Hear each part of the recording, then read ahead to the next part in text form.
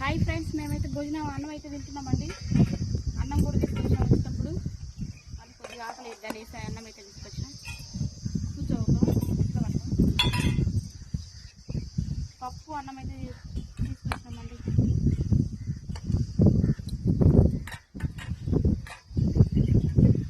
చూడండి ఫ్రెండ్స్, ఇక్కడ నుంచి చూసిన మొత్తము కింద భూములు పొలాలు అన్నీ కనిపిస్తాయండి.